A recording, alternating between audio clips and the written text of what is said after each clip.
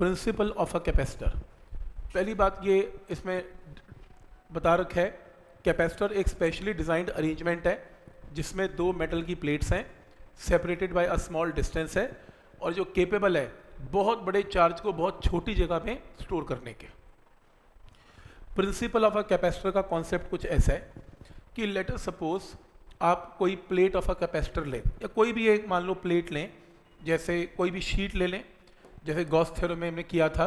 ये मैंने एक शीट ले ली, ये री चार्ज शीट है, और लेट अस सपोज इसको मैंने किसी बैटरी से चार्ज प्रोवाइड कर दिया, क्यू प्रोवाइड कर दिया, तो इसकी कैपेसिटेंस क्या होगी, क्यू डिवाइडेड बाय इसकी सरफेस का पोटेंशियल।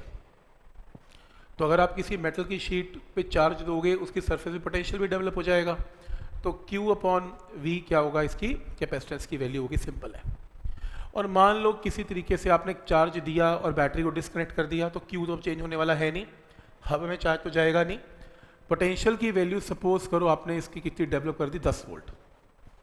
मान लो आपने इसको चार्ज दिया और पोटेंशियल V कितना डेवलप कर दिया, 10 वोल्ट डेवलप कर दिया, ठीक है। अब क्या हुआ, इसकी कैपेसिटी जो है वो क्या बनी, इसकी कैपेसिटी बनी Q/10, डन हो गया। ये कैपेसिटर है, देखो ये क्योंकि कैपेसिटर का मतलब जो चार्ज स्टोर करे वो कैपेसिटर है, और ये प्लेट क्या कर रही है, चार्ज को स्टोर कर रही है, इसका नाम कैपेसिटर है। तो इसकी कैपेसिटी कैसे निकलेगी, मैंने बता दिया। अब कोई एक बंदा आया, वो कहता है जी मैं एक काम करूँगा, मैं इस प्लेट पे अगर इसकी कैपेसिटी C कांस्टेंट है, वो तो चेंज नहीं हो सकती, मान लो 1 फैरेड है या 1 माइक्रो फैरेड है, वो नहीं चेंज होएगी, पर मैं इसी जगह पे और भी चार्ज स्टोर करके दे सकता हूँ। इसी जगह पे हो सकता है मैं आपको और भी चार्ज स्टोर करके दूं, तो मैं इसकी कैपेसिटी को बढ़ा सकता हूँ। कैसे, वो उसने क्या किया, इसके सामने एक कंडक्टिंग प्लेट, कंडक्टर मतलब मेटल की प्लेट इसके सामने रख दी, कुछ नहीं किया, सामने मेटल की प्लेट रख दी बस। मेटल की प्लेट पे इंडक्शन हो गई, इस तरफ सारे इलेक्ट्रॉन अट्रैक्ट हो गए, और पीछे की तरफ कौन सा चार्ज डेवलप हो गया, पॉजिटिव। तो इस पॉजिटिव ने इलेक्ट्रॉन्स को खींच लिया, और उस तरफ क्या डेवलप हो गया, पॉजिटिव। अब एक चीज समझो, अगर ये Q चार्ज है और ये -Q चार्ज है, तो Q चार्ज r डिस्टेंस पे पोटेंशियल लगाएगा 1/4πε0 Q/r, और -Q चार्ज कितना पोटेंशियल लगाएगा, 1/4πε0 -Q/r, जो कि कैंसिल हो जाएंगे। इसका मतलब पॉजिटिव चार्ज पॉजिटिव पोटेंशियल लगाता है, नेगेटिव चार्ज नेगेटिव पोटेंशियल लगाता है, पॉजिटिव चार्ज पोटेंशियल को बढ़ाता है, नेगेटिव चार्ज पोटेंशियल को घटाता है। सही है, ऐसा ही कुछ हुआ।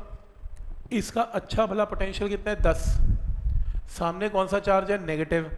नेगेटिव चार्ज ने इसकी सरफेस के पोटेंशियल को गिरा देना है, क्योंकि पॉजिटिव तो बढ़ा रहा था, पॉजिटिव तो 10 वोल्ट डेवलप कर दिया, पर नेगेटिव चार्ज ने इसकी वैल्यू को गिरा दिया, कुछ तो नेगेटिव पोटेंशियल डेवलप किया ही होगा, और मान लो यहां पर पोटेंशियल कितना कर दिया, 7 कर दिया। अच्छा भला 10 था, पर नेगेटिव चार्ज ने इसके पोटेंशियल को गिरा दिया, कितना कर दिया, 7 कर दिया। लेकिन किसी ने कहा सर यहाँ पॉजिटिव भी है, हाँ तो ठीक है पॉजिटिव भी है, तो पॉजिटिव चार्ज ने इसी प्लेट के पोटेंशियल को बढ़ा दिया। लेकिन पॉजिटिव चार्ज इसके पोटेंशियल को, अगर नेगेटिव चार्ज ने 3 गिराया, तो पॉजिटिव चार्ज ने लेट अस सपोज 2 बढ़ा दिया। आप कहोगे 2 क्यों बढ़ाया, 3 क्यों नहीं बढ़ाया, क्योंकि नेगेटिव चार्ज पास है और पॉजिटिव चार्ज थोड़ा सा पीछे है, दूर ज़्यादा है।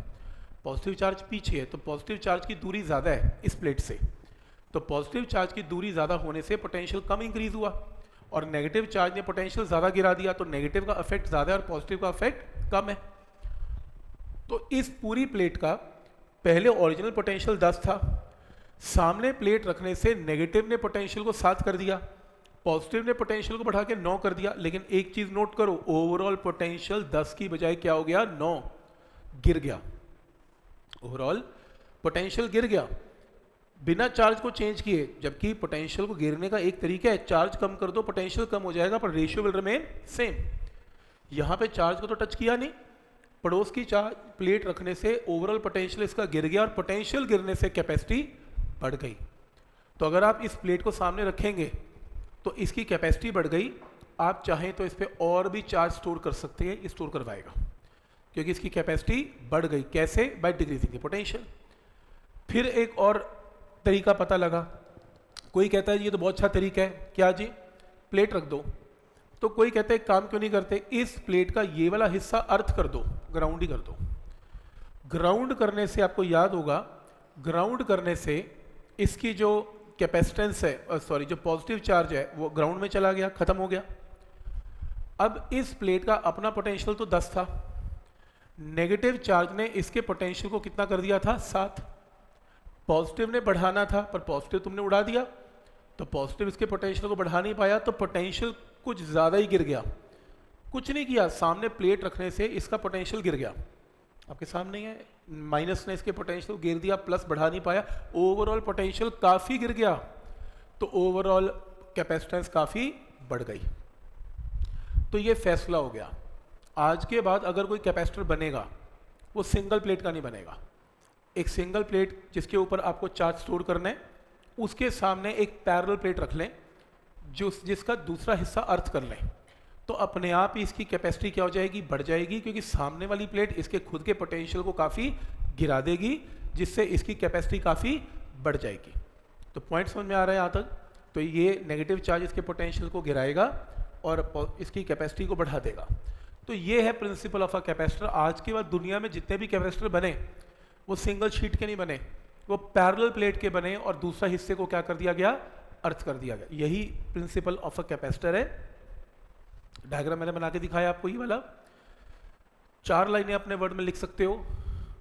प्रिंसिपल ऑफ अ कैपेसिटर में consider a positively charge metal plate A, ये रही, और इसके पास प्लेट बी को पास ले आओ।